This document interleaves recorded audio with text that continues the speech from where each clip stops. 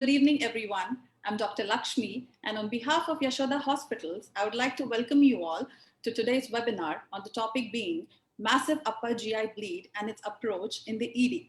Well, to talk on this topic, we have Dr. Bharat Kumar, consultant interventional gastroenterologist and hepatologist from Yashoda Hospitals, Malakpet. And to moderate the session, we have our expert panel, Dr. Kiran Kumar, HOD of ER from Malakpet, and Dr. Suresh, HOD ER from Somajiguda. Welcome you all.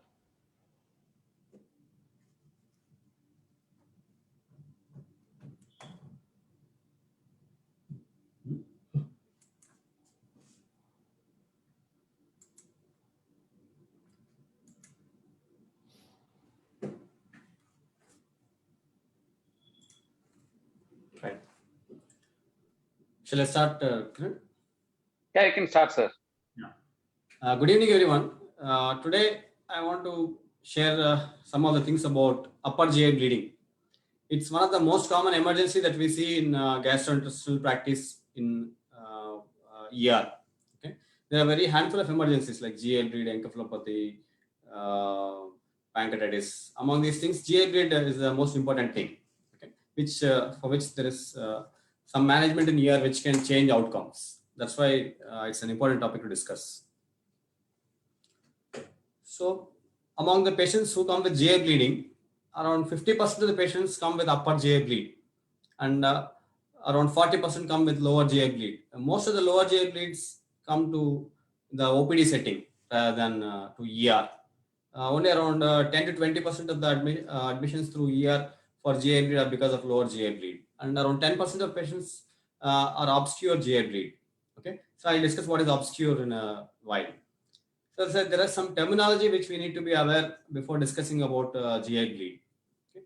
One thing is called hematemesis. Hematemesis is the term which is used to describe vomiting of fresh or altered blood from the mouth.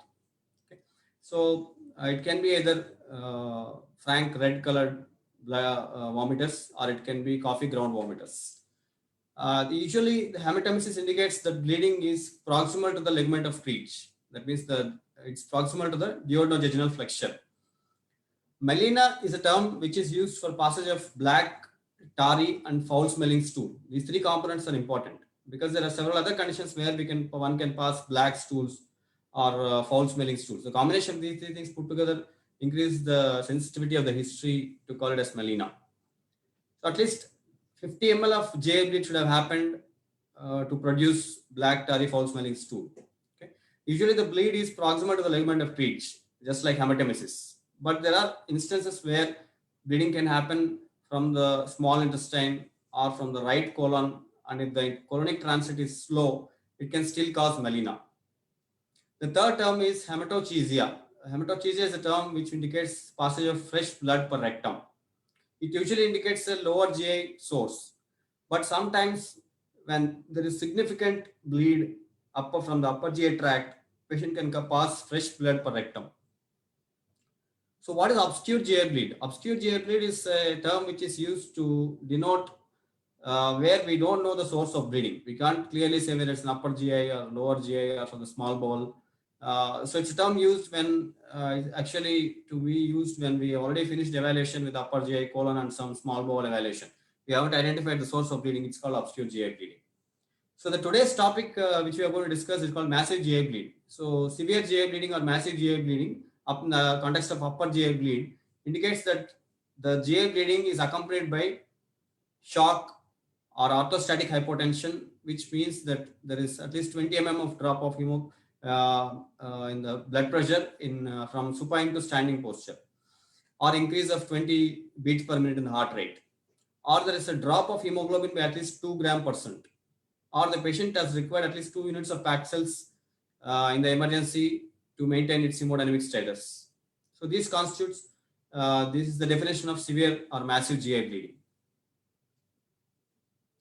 So before considering what we need to do in the ER, we first need to know what are the causes of upper GI bleed. In one major study, this is a classic study from University of California, where they have identified that the predominant cause of upper GI bleed is because of peptic ulcers. Around 40% of the cases are because of peptic ulcer bleed. The second most important reason is because of liver disease, portal hypertension. So it can be either esophageal varices or gastric varices. That constitutes around 15% of the total causes of bleeding. So among other things which we in the clinical practice we readily see is reflux esophagitis. Okay, so it can happen because of several conditions. The patient may be having sliding hiatus hernia, or he may be having a nasogastric tube in situ for a long time for feeding, or it can be an inpatient who has bleeding in the hospital. So most common thing which we find in the setting is reflux esophagitis. There are other miscellaneous causes like Mallory-Weiss tear. So when the person retches severely, especially if after alcohol intake, they can develop a linear tear in the mucosa just below the GE junction. So this is called Mallory-Weiss tear. And there is a entity called Dialphois lesion, where there is a submucosal arteriole which suddenly erodes the mucosa and causes massive bleeding. Among the other conditions, when we see how much contribution is there because of tumors, so the percentage is actually very less when compared to other causes. So when you find a GI bleed in the ER, the probability of identifying a tumor is very less. It's less than 10%. So when a patient comes with massive GI bleed or any GI bleed, upper GI bleed to ER, there should be a simultaneous approach of taking history, rapidly taking history, very relevant history, examining him briefly, then doing some labs, and then starting empiric treatment.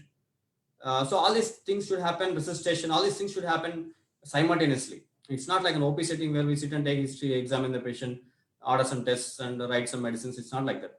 Okay.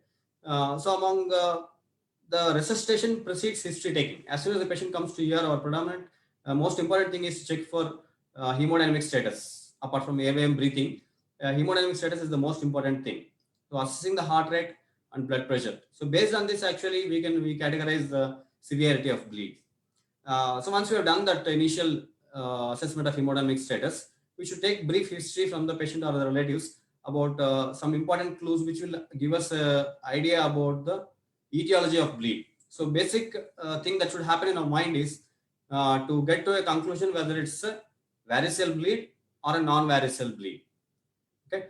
So presence of abdominal pain or history of dyspepsia, previous peptic ulcer disease, or history of NSAIDs intake in the recent past, these all point towards peptic ulcer bleed. Whereas history of liver disease in the past, history of decompensation like ascites or encephalopathy, or previous GI bleeds, or excess alcohol intake, these all give us a clue about the varicose source of bleed. And then presence of, as I told you, presence of reflux symptoms, alcohol intake, binge alcohol intake, presence of difficulty in swallowing, hiccups, or patient on NG feeds. These people mostly have reflux esophagitis. And if some people give a clear history of having a bilious or non-bilious vomiting, severe retching, and then after 3 to 4 episodes of vomiting, they have noticed blood in the vomiters. So this is a typical history of Mallory-Weiss tear. And those patients who are kind of cachectic, have some early satiety, weight loss, these are pointers towards malignancy of upper GI tract.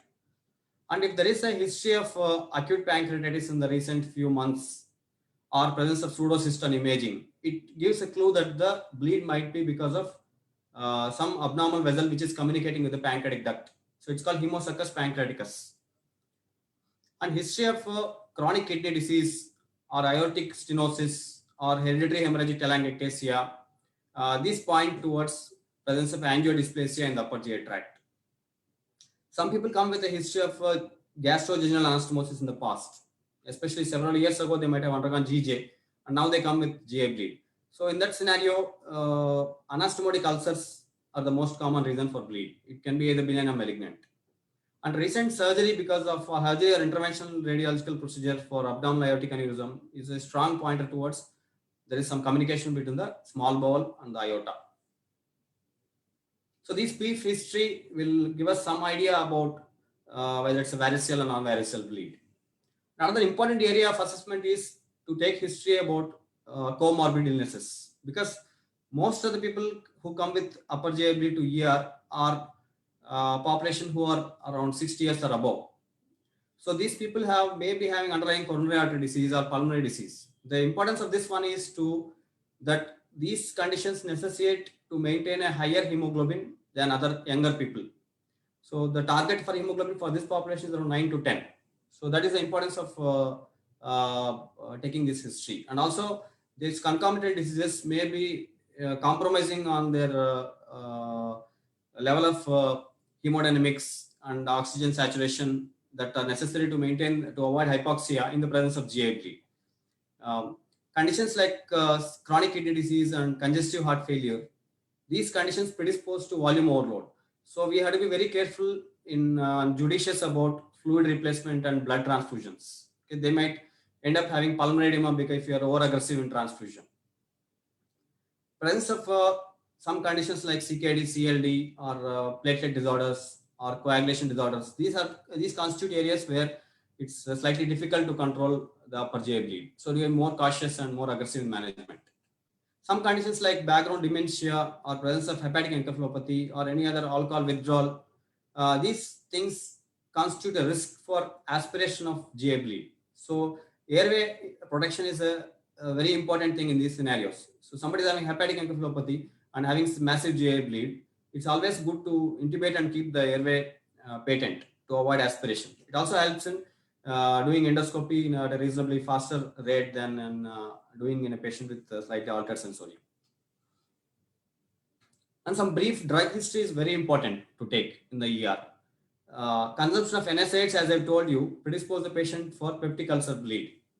And consumption of recent antibiotics, especially for skin diseases like doxycycline or tetracycline, for acne, bisphosphonates, or oral potassium supplements or iron, these predispose to pill-induced esophagitis. They can have deep ulcers in the esophagus, which can cause chest pain and bleeding.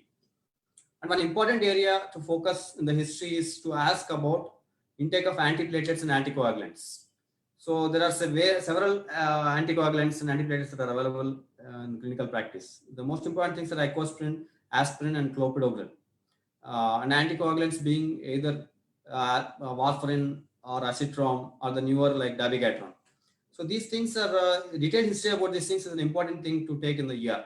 That's because we need to identify when they have taken it last and what is the risk of thrombosis if you stop these agents. So the risk of bleed versus thrombosis should be assessed in the initial setting itself. So we need to discontinue all antiplatelets and anticoagulants if there is significant GI bleed.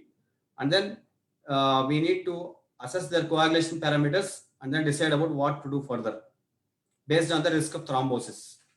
For example, if the patient has undergone PTCA very recently in the past few weeks, then we can't stop antiplatelets for them. Maybe we can stop it transiently for a few hours, do an endoscopy quickly, assess the nature of ongoing bleed, control it endoscopically, and start antiplatelets as soon as possible.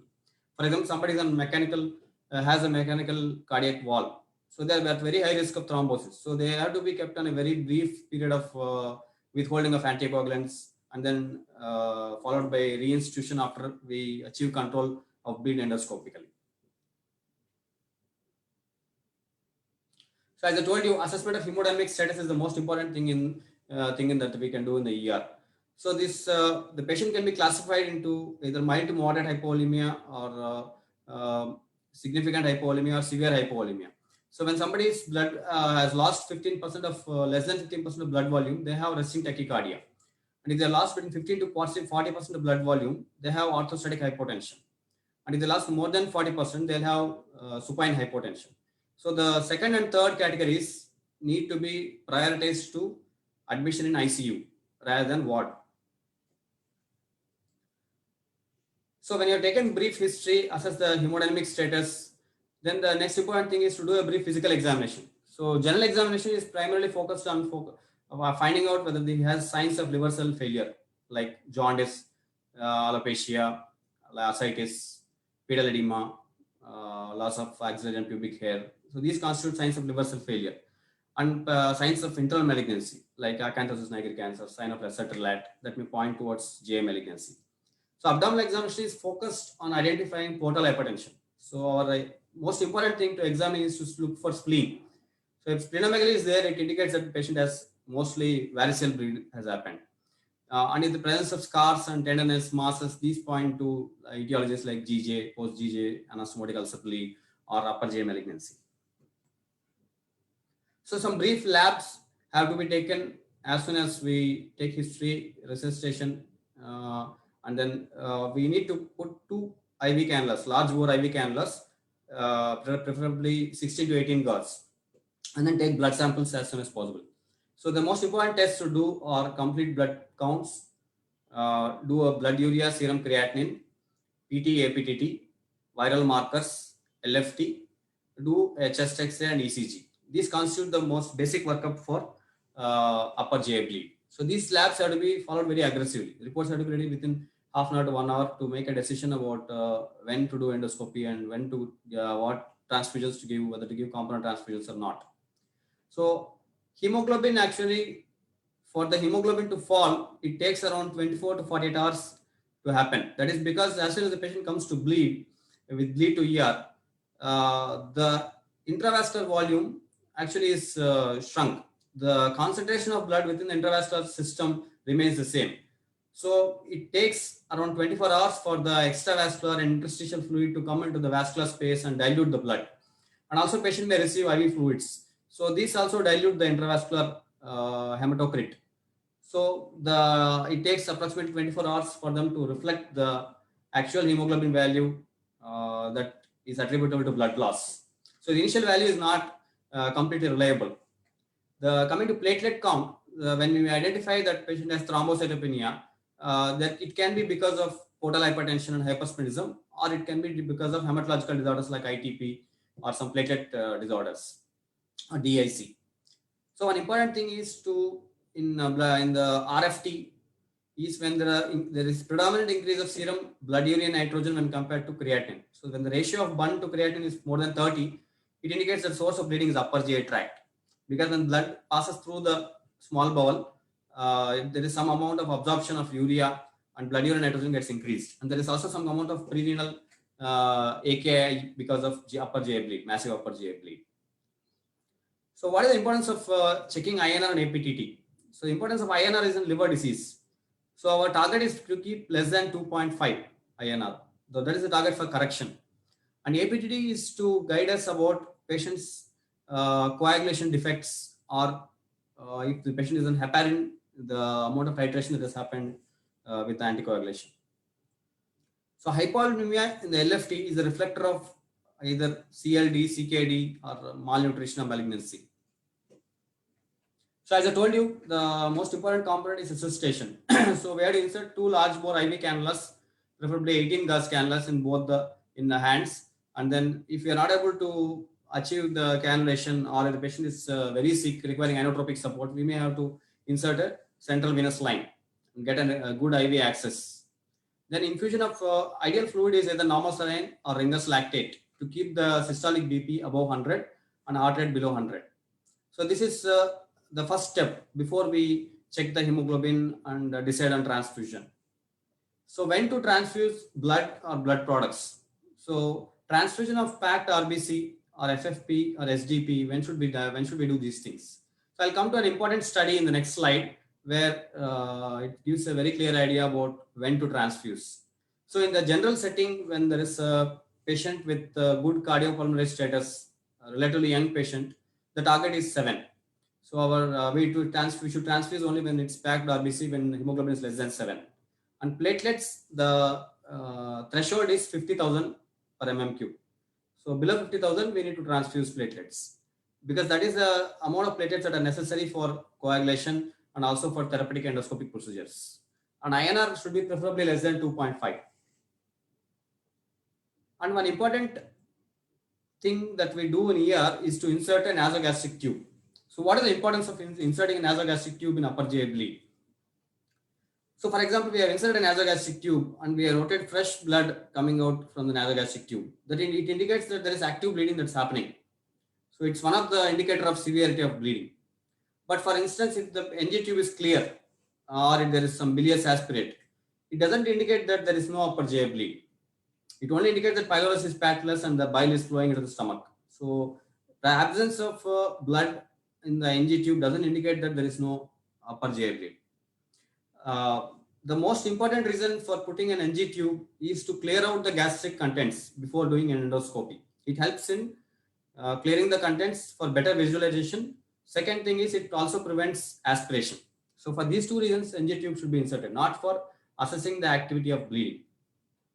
Supplemental oxygen is a very important thing to be given to all the patients with significant GI bleed to improve the oxygen levels in the blood to prevent hypoxia. So as I told you, endotracheal intubation for patients with altered sensorium and significant bleeding is an important thing. This is to prevent aspiration and also help to do early endoscopy. So this is the study that I was mentioning, which was published in NEJM, where it's a randomized control trial, where the two groups of patients with upper GI bleed were stratified to receive a restrictive strategy of blood transfusion versus liberal strategy of blood transfusion. In the restrictive group, the target of hemoglobin target was kept at 7. So when the hemoglobin fell to less than 7, they gave Paxils. In the liberal group, the target was kept at 9. So in these two groups, when they assessed the probability of survival at 6 weeks, the chances of rebleeding were higher in the patients who were given liberal transfusion. The duration of hospital stay, transfusion related side effects, all these were higher in the liberal transfusion group. There is a subset of population with cirrhosis, childs A and B, where there was significantly higher mortality and morbidity if the liberal strategy was employed. So one of the conclusions of the study is to avoid excessive transfusions for patients with cirrhosis of liver. That is because when we keep a higher PCV, it actually increases the portal pressure. It again causes, for example, when the bleed happens, the varices collapse and bleed stops. But when you transfuse aggressively, again it will contribute to worsening of portal hypertension and causes rebleed. So that is one subset where we need to be very careful in transfusion. So once we have got an idea about the nature of bleed from the history and examination, we have done some resuscitation, secured a good IV line. What is the next step? To decide to give some empiric treatment, pharmacotherapy. So our empiric therapy depends upon our impression at the end of history, examination, and if possible labs. So whether it's a varicose bleed or non-varicose bleed. If the history and examination suggests varicose bleed, we need to give terlipressin as a drug of choice. So terlipressin is a drug which constricts the portal circulation. It's a congener of vasopressin, which preferentially reduces the portal pressure and diverts the blood from the portal pressure into the systemic circulation. So it effectively increases the intra-arterial pressure. It reduces the portal pressure and causes reduction in bleeding. It's one drug which has shown to improve the mortality in upper GI bleed in setting of cirrhosis of liver. So in some countries where terlipressin is not available, they use Octreotide, like in the USA. And there are other settings like patient who has coronary artery disease or cerebrovascular disease. In these settings, actually terlipressin is to be avoided. So in those settings or when terlipressin is not available, we can give Octreotide. So general dose of giving, the dose which we use is 2 milligrams of terlipressin stat followed by 1 milligrams usually 4th hourly. And some people also give it as a continuous infusion, which has shown in some studies to have a better efficacy and tolerability than giving intermittent terlipressin. Octreotide is given as a 100 microgram stat bolus IV followed by 50 micrograms per hour IV infusion.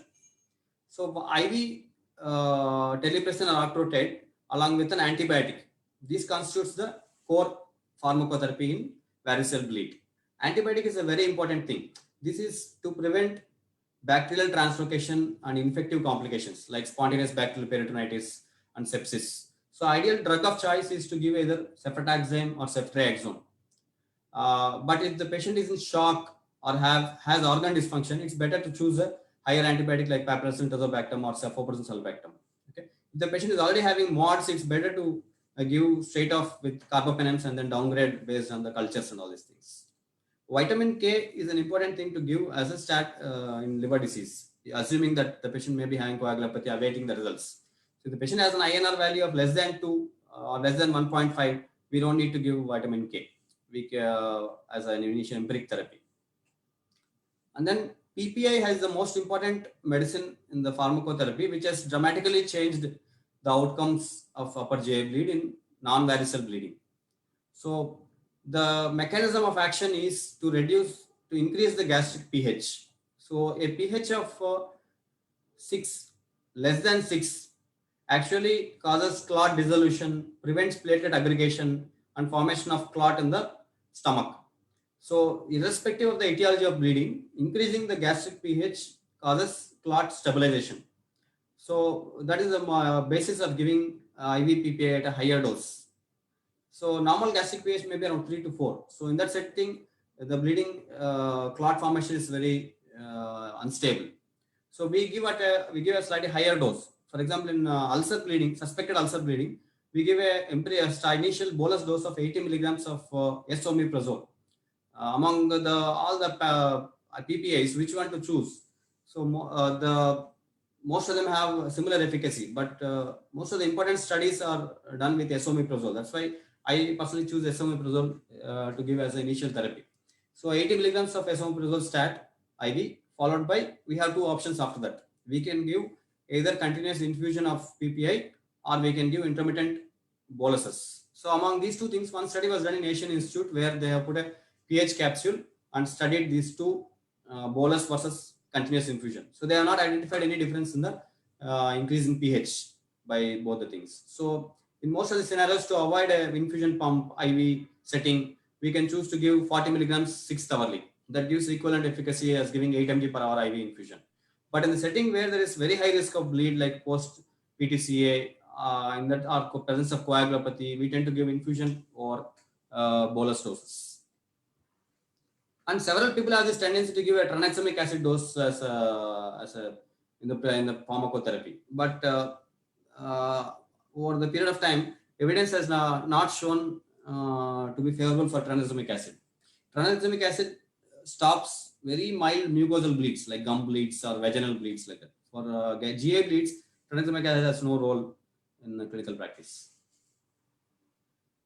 So once we have stabilized the patient, identified, so I had got some clue about the cause of the upper GI bleed, then the most important step is to do endoscopy, upper GI endoscopy. So when to do upper GI endoscopy? So emergent endoscopy, meaning that the endoscopy should be done within 6 hours, is allocated to those patients who are very sick, because variceal bleeds are always considered as severe upper GI bleed. So for those patients, scopy should be done ideally within 6 hours or maximum 12 hours. Or presence of conditions like aortoenteric fistula, suspected aortoenteric fistula, or presence of rebleeding within the hospitals, when the patient is admitted in the hospital and the patient has rebleed, they constitute a very high risk group. For them, scopy should be planned within 6 hours. But one important thing is to never to push the patient in the middle of the night for endoscopy. This should be avoided as much as possible, unless the patient is massively exsanguinating bleed.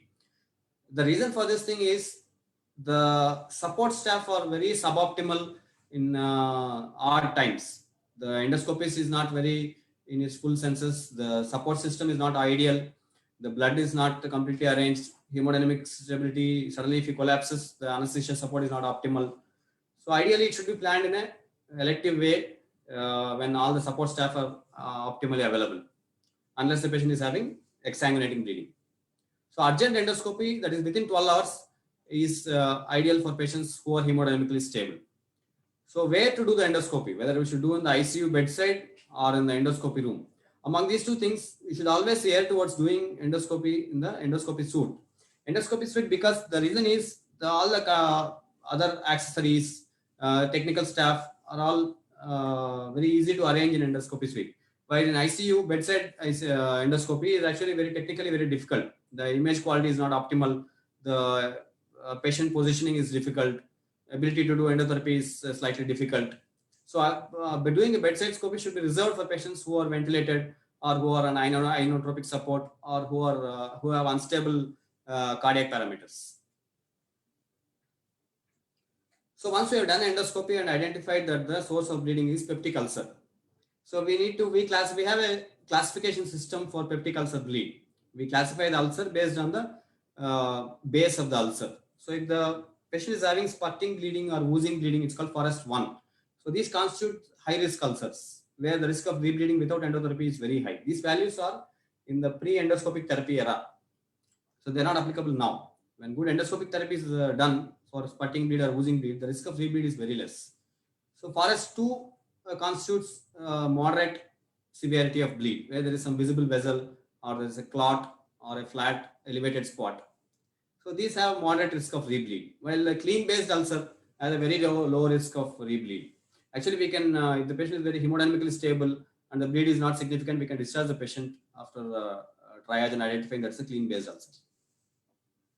So what are the options for endoscopic therapy for non-varicose bleed, that is ulcer bleed?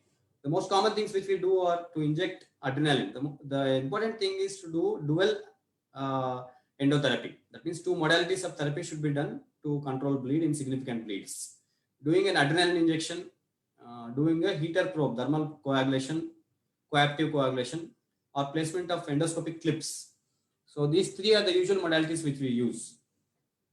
And there are other things like over the scope clips or hemospray application over the site of bleeding, which can salvage some cases. For example, when there is some chronic ulcer which is indurated and located in an odd position and our conventional endoscopic therapies are not working, we can put a claw kind of clip which holds the mucosa very tightly. So that's called OSCO clip that can be applied in refractory bleeds. There is hemospray is a polymeric chemical which when sprayed on any surface, it forms a kind of a net kind of thing on the surface and forms a coagulum and stops bleeding. So this is used especially for those who have not controlling with mild oozes, which is like malignant ulcer bleeds or presence of underlying coagulation disorders where our conventional endotherapies won't work. We do hemospray application. So this is a picture showing ulcer bleed where hemoclips have been applied to stop bleeding. The third picture is of a over the scope clip. It's called OSCO. So what constitutes the endoscopic therapy for, what are the options for varicose bleed? So the gold standard for varicose bleed treatment is doing a varicose band ligation. So where we put a cap to the distal end of the scope and then suck the varix and apply a rubber band kind of thing. So EVL is the gold standard for esophageal varices. Other options are doing a sclerotherapy when visualization is very poor. There is active bleeding and we are not able to identify the varices. We blindly inject sclerosant at the GE junction circumferentially. We can also do glue injection, or as a salvage procedure, we can we'll consider those options after that. We generally place a Sengstake and Blackmore tube or a fully covered metal stent to stop bleeding in case our banding or sclerotherapy is not working. For gastric varices, the gold standard of treatment is to do a cyanoacrylate injection into the varix, which can be done either endoscopically or by endoscopic ultrasound guidance. So this is the picture showing active bleeding from esophageal varices, which has been controlled with banding. And this is the picture showing gastric varices, which have been bleeding has been controlled with glue injection. So there is another method for assessing the severity of bleed and prognosticating the patient. It's called ROCAL scoring, which includes several components. One is the age, presence of comorbid illnesses, presence of hypotension, endoscopic features, and ultimate diagnosis. So based on these criteria, we come to a pre-endoscopy and post-endoscopy score, which will help in prognosticating the patient about the risk of rebleeding and risk of death. So there are certain other modalities of treatment which are useful when endoscopic therapy fails. So for example, when initial endoscopic therapy has failed, it has to fail to stop bleeding, or two endoscopic therapies 24 hours apart have not controlled bleeding. It's called failed endoscopic therapy. So in those scenarios, we have either interventional radiology or surgery to salvage and stop bleeding. So among the interventional radiological procedures, embolization is the most common thing that we do for ulcer bleeds. For varicose bleeds, the salvage options are to do a transjugular photosystemic shunt or to do a balloon retrograde transvenous occlusion to stop, to reduce portal pressure and stop bleeding. Surgical management are usually reserved for ulcer bleeds or bleeding from tumors. In some scenarios where the tumor is inoperable, metastatic disease of CS stomach or esophagus, and if they're having massive bleeding, endotherapeutic options are not very feasible. So in that scenario, we do something called hemostatic radiotherapy. Yeah. So this picture shows one important modality of therapy which we can do in ER. So for those patients who have massive upper GI bleed from varices, Either they are no patients who have been already documented varices in previous endoscopies, or they have undergone some endoscopy therapy in the past, and they come with massive upper GI bleeding. We initially don't insert this ahead of endoscopy because endoscopic therapies are far more effective than SB tube placement. And there are also a lot of complications with Sengstech and Blackmore tube placement. So once we have done an endoscopy and still we are not able to control the bleeding, there is massive bleeding and the visualization is very poor. We try to do some sclerotherapy and bleed is not controlled. Then in that scenario, we tend to, before the patient can be taken up for a salvage tips, transjugular portosystemic shunt, or for stabilization before doing a repeat endoscopy, this instrument will buy some time to stop bleeding temporarily. It's a temporizing measure. So this Sengstech and Blackmore tube has it's like a nasogastric tube, which has two balloons. One is the gastric balloon and one is the esophageal balloon. So it has 3 ports, actually 4 ports in the other end. One is esophageal inflation port, esophageal aspiration port. The third is a gastric inflation port and gastric aspiration port. So this has to be inserted preferably from the mouth, or it can also be inserted from the nose. So most of the people insert from the mouth. So before inserting SP tube, airway should be patent. So most of the people decide to intubate the patient before inserting a SB tube. That will help in preventing aspiration and other complications. So the way to insert is to insert through the mouth, and once the tube has crossed beyond 50, we inflate the gastric balloon with 250 cc of air and then pull the tube out till there is resistance at the G junction. The gastric balloon is firmly opposing the G junction. So once we feel the resistance, then we need to wait and see. Once the bleeding stops, then we are sure that the bleeding from the esophageal varices and gastric varices get blood from the G junction above. So once the gastric balloon is inflated, most of the esophageal varices bleeds stop. So if the bleeding is still continuing, then we need to inflate the esophageal balloon. The problem with esophageal balloon inflation is that we need a manometry for doing that thing, because it's just not a blind inflation of esophageal balloon. So most of our clinical settings, we don't inflate esophageal balloon. We just inflate the gastric balloon and then we pull it tightly and wait and see. Okay. For inflating esophageal balloon, we need a manometer to titrate it to 30 to 45 mm of Hg. Okay. That is the limit of esophageal balloon. So if both balloons are inflated, then we need to tie the other end, we need to pull the other end firmly and then maintain the traction with some kind of pulley system with weights. Conventionally what is being done is to pull the tube out, put it over a pulley system, and then put some 1 liter of bag of IV fluids as a weight. That will maintain the traction. That will help in maintaining the pressure at the G junction and the esophagus. So once we maintain the traction, the other option is to put 2 kind of wooden sticks, tongue depressors, and then tie both of them together at the level of the mouth or nose. That will keep the traction intact. So once we have inflated the esophageal balloon also, we need to deflate it every 4 hours to prevent esophageal ischemia and perforation, rupture. So gastric balloon can be kept in place for around 12 hours duration. So after 12 hours, we need to deflate and do an endoscopy and see, and if the bleeding has stopped, we can do endoscopic varicose banding or sclerotherapy as necessary. So there was one important study which saw the outcomes of SB tube insertion in varicose bleed. So it's not a very straightforward thing. Once we insert SB tube, it controls it very effectively. So there are a lot of problems with SB tube. So around 6% risk of esophageal rupture is there, and mortality within 30 days is very high after once the patient has gone to state of putting an SB tube. And there are also other hazards like there is increased risk of developing pulmonary complications and sepsis once we put the SB tube and inflate it for a significant period of time. And also the risk factor in a subset of population who are intubated before putting an SB tube, they have found a high mortality after failed hemostasis. So these two are the things that I have told as an alternatives to the pulley and weight system. One is to put 2 wooden tongue depressors and tie it at the level of the mouth to keep the traction. Second option, if the Sengstech and Blackmore tube is not available in our place, one option is to put a fully covered metal stent. It's a special metal stent called Danish Ellis stent. So this is around 25 millimeters in diameter and around 130 centimeters in length. So 13 centimeters in length. So it's inserted through endoscopic without fluoroscopy guidance. We insert it endoscopically and deploy it covering the mid and distal esophagus. That will compress the varices and stop bleeding.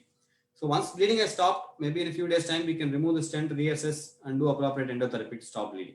This is a salvage method to save the patient before he can be taken up for tips or other specific endoscopic therapies.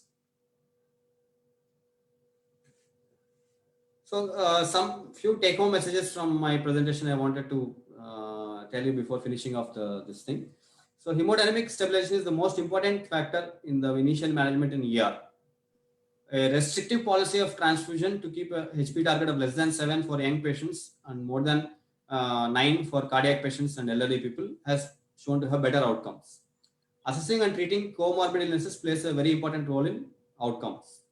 And pharmacotherapy in conjunction with appropriate endoscopic therapy significantly reduces the rebleed and mortality.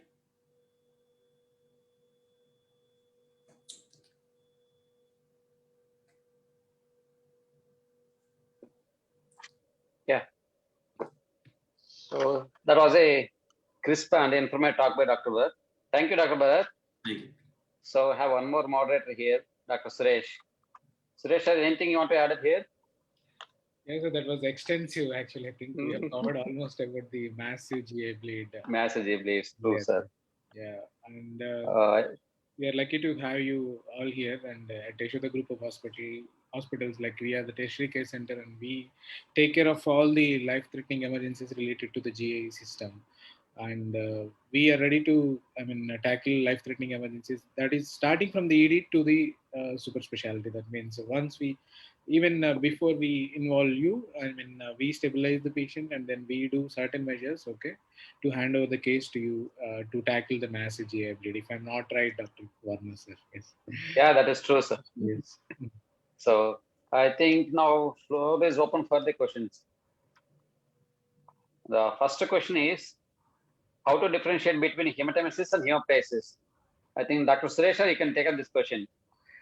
It's simple. I think, as we all aware, there's a two different terms, like hemoptysis and hematemesis. It's a simply, again, it's all rely on the history. Like 50% of the diagnosis, as I believe always as an emergency physician, that history and then your clinical examination and then your clinical findings are just surroundings the bed, what are the tubes he is on and the lines and tubes. They give you 50% of the diagnosis, and they direct you towards the evaluation as well as the further management in case of life-threatening emergencies, whatever it is. Especially in GI, they can, again, we ask them the relevant complaints, starting from the, nausea, vomiting, and then type of blood, what they are vomiting, duration, vomiting nature, pattern, and quantity. So all these matter.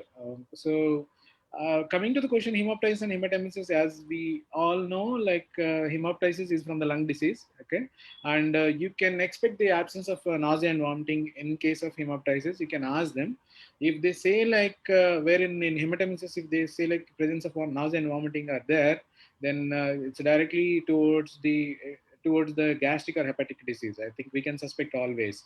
And asphyxia, sometimes it is unusual in hematemesis as well. It is possible in hematemesis, in hemoptysis. Coming to the type of the nature of the vomiters or your sputum or something, we could see it can be frothy in hemoptysis, where in hematemesis it's rarely frothy. You can expect a vomiters with a brown to black color, or sometimes frank, not frank red always, but you can ask them whether it had any coffee ground appearance or brown to black. Then we can suspect the hematemesis in those scenario.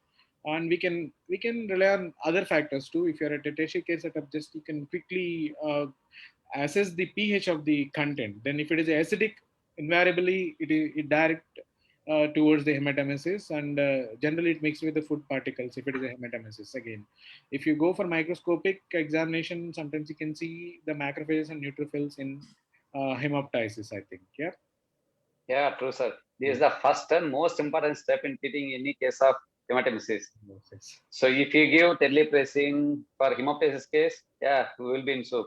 So this is the first and further most important step in treating any case of hematemesis. Yeah. Second question. So are there any drugs on foods which is similar like upper GI bleed? I think I can take up this question. Yes, there are many drugs and foods which simulates like upper GI bleed.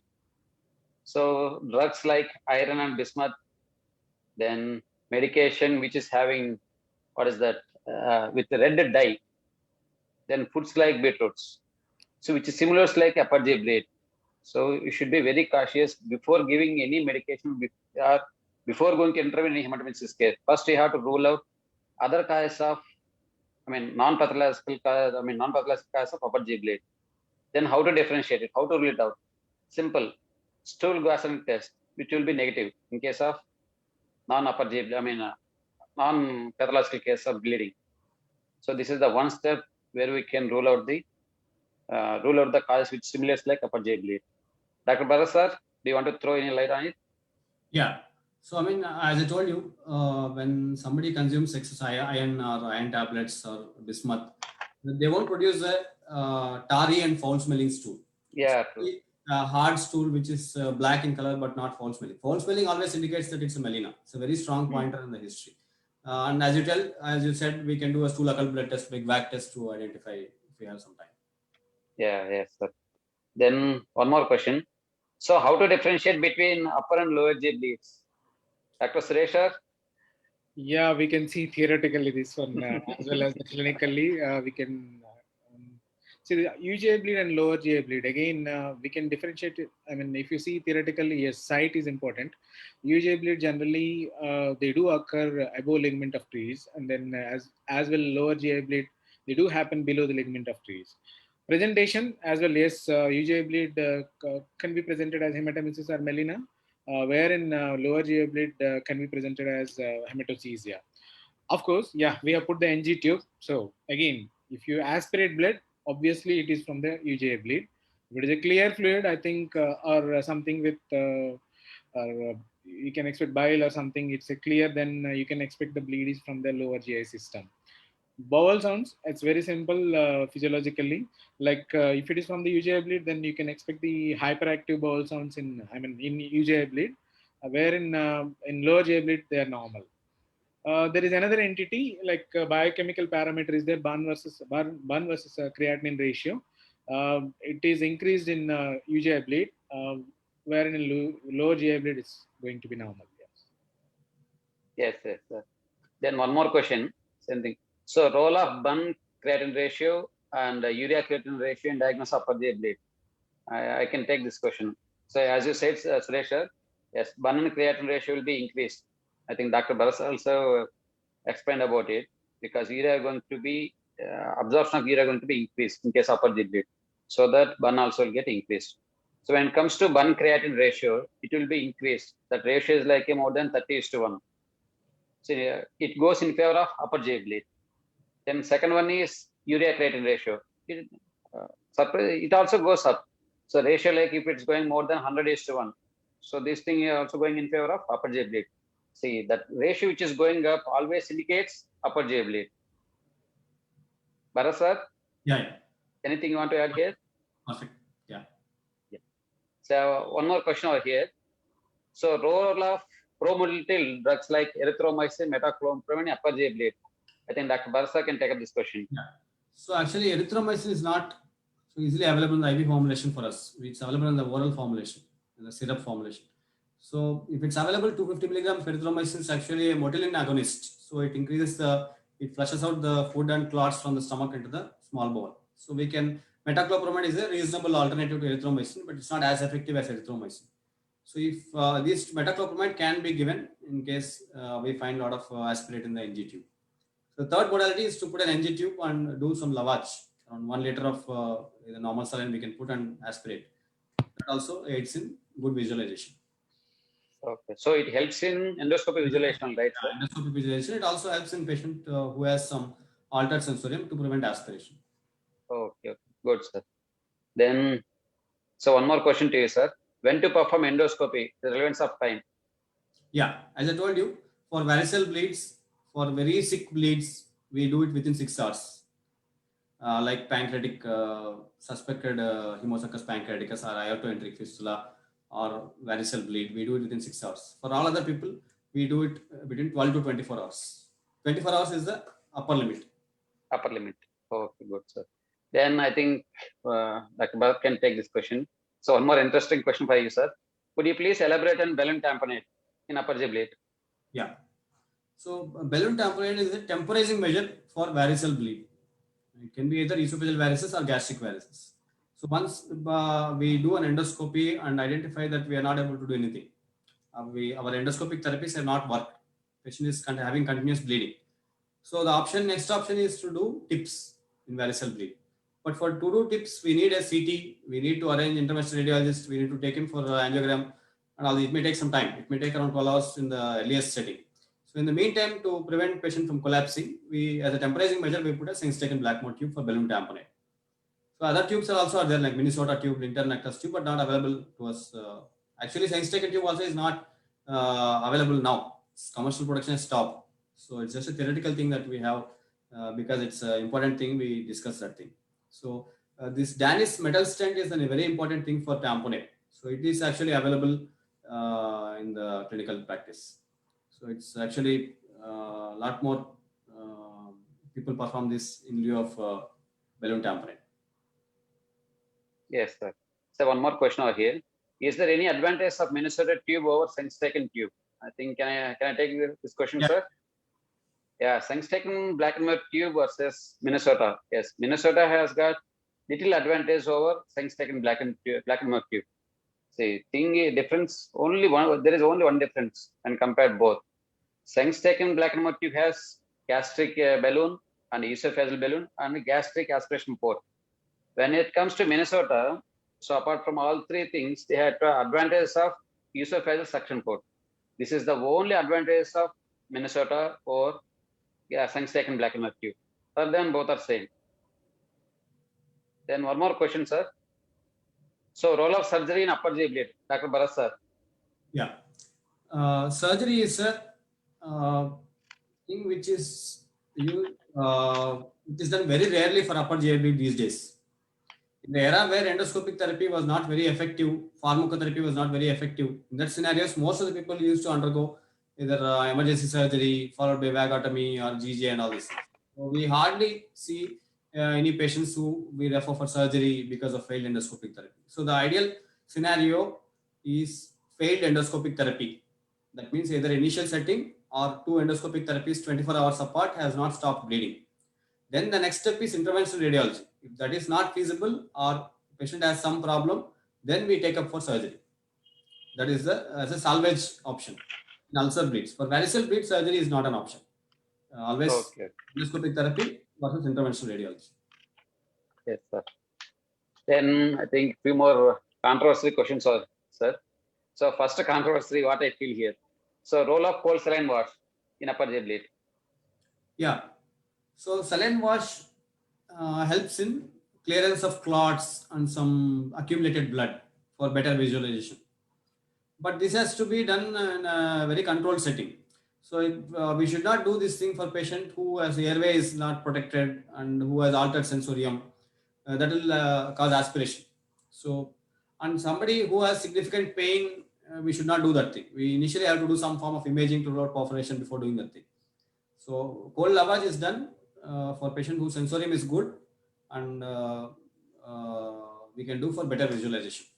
So it is only for the sake of endoscopy. Clearance of. So can we do it in emergency, sir? Yeah. So being emergency patient, can we do it? Yeah. So there is a second school of thought. If you do a cold saline wash, there is a chance of clot getting dislodgement. So it again aggravates the upper GI bleed. There is second school of thought. So what we can do it here? What we can practice? Yeah, adherent clots are actually quite firmly adherent. Even endoscopy also, it's actually slightly difficult to remove the clot. Just by pure flushing itself, most of the clots don't come out from the ulcer base. We need to actually mechanically remove the clot. So I don't think that putting a Ryle's tube and passively flushing something will discharge the clot and cause further bleeding. That's actually the possibility is very less. Possibility. Okay, good, sir. Then one more question. So role of PPI in Yeah. upper GI bleed. So there are 3 questions at a time, sir. Role of PPI. If at all you want to start PPI, whether it is bolus dose or infusion, then what is the drug of choice here? So PPI is the most important thing in ulcer bleed. If our pre-endoscopic probability from the history examination is ulcer bleed, we have to give a 80 milligrams IV dose of esomeprazole or pantoprazole. Because most of the studies are on esomeprazole, I would prefer esomeprazole, but we can always give pantoprazole also. So 80 milligrams stat followed by either continuous infusion 80 mg per hour or bolus dose, intermittent doses. So both the things have the same efficacy. We can give 40 milligrams of pantoprazole as esomeprazole 6th hourly, or we can give 8 mg per hour infusion. Both have similar efficacy. Yes, sir. So both are either bolus dose or infusion. So both are similar. Both are almost similar. Then one more question, sir. So role of terlipressin in unknown upper GI bleed. See, if you know it is a variceal bleed, you have to invariably have to give the terlipressin if it is a variceal bleed. So when it comes to the emergency department, we are not sure whether it is variceal bleed or non-variceal bleed. There are a lot of scenarios where we can't classify into variceal or non-variceal based on history and examination. So in that scenarios, we give empiric treatment to cover both for variceal bleed and non-variceal bleed. So we give terlipressin stat dose, 2 milligrams stat dose, 80 milligrams of esomeprazole. We give an antibiotic ceftriaxone, and then do endoscopy as soon as possible. So before categorization, but the continuation maintenance doses are always decided by our endoscopic assessment. Okay. If we are able to do within 6 hours. If you are planning the next day morning or something, then we can give terlipressin and PPI both put together. There's no harm in giving unless patient has some cardiac problem or CVA. Yes, so there is one clinical scenario here. So there is a patient with acute CVA with upper GI bleed. Shall we start on anticoagulants? Acute CVA. Okay. Acute CVA with upper GI bleed. Yeah, actually we give, you mean to say antiplatelets. Yes, sir. Anticoagulants are antiplatelets. So this is a scenario where the risk of thrombosis is high. So we have to decide when to start antiplatelet based on the severity of bleeding. So for these kind of patients are the ones who have to be taken for emergent endoscopy. We have to do within 6 hours or possible within few hours we have to take, because that will identify as the seriousness of the source of bleeding. If there is some clean based ulcer or we have done some effective endotherapy, we can start antiplatelets as soon as possible. Yes, sir. Do endoscopic therapy. Don't give any antiplatelets. Do endoscopy very aggressively. Identify the lesion. If it's a low grade lesion, start antiplatelets and high dose PPI. If it's a high grade lesion, do endoscopic therapy and start ecosprin. And then you can start dual antiplatelets maybe after 24 hours. Yeah, very good, sir. Because so yes, happens when somebody comes with a cardiac event, has undergone primary PTCA, he has massive bleeding. So in that scenario, we can't stop antiplatelets or anticoagulants. So we need to do endoscopic therapy and continue the antiplatelets and anticoagulants. Antiplatelets. Yeah, that was nice, sir. Yes, really, it was good session to talk about all these things. There are many controversies and 2 schools of thoughts. So what to start, when to send for endoscopy and all. So just to summarize all these things about upper GI bleed. See, first you need to differentiate between hemoptysis and hematemesis. That's the first line. Then second thing, history and physical examination. It gives you clue. So it gives a clue towards the diagnosis or cause of the upper GI bleed. So history regarding all the things includes medication, previous surgery. So you need to take care. Then when it comes to physical examination, so I'm telling you, it gives you a lot of clues towards the diagnosis. If you do proper general physical examination, yes, we are almost close to the diagnosis. So like if it is upper GI bleed is liver disease, then we need to find some spider angiomas and palmar erythema, then jaundice, sepsis, all those things. Then if it is upper GI bleed due to coagulopathies, then petechiae and Purpura, all those things. Then other syndromes like Gardner syndromes, Oscar-Weber syndrome. So those things like cutaneous macules, cutaneous lesions. So along with telangiectasis. So these are, you can diagnose even rare syndromes. So that is history and physical examination. Then when it comes to the investigations, then coagulation profile, PTINR, CVC, all these things. Then when it comes to management, first as Dr. Bharat said, registration of the patient. So first you need to register the patient, then only you have to send for the endoscopy, or then only can do a plan for disposition and all. Then treatment, PPIs, then if it is a varicose bleed, terlipressin and actreotide. If it is a non-varicose bleed, and pantoprazole, stat or infusions. So all the things. Then if you are not going to control, even with the pharmacotherapy or endoscopy, then patient may be subjected for endovascular surgery, embolization and surgical management. So with this, we can conclude this session. So Dr. Suresh, do you want to add up anything over here? I think we have answered all the questions very well, and then we have covered all the points related to GI bleed. Yeah, thank you, Dr. Bharat sir. Thank you, Dr. Suresh sir, for your valuable time. Yeah. Dr. Sri Lakshmi, thank you very much for your introduction and introduction to the floor as well. Thank you, Dr. Sri Lakshmi. Thank you. Thank you. Yeah.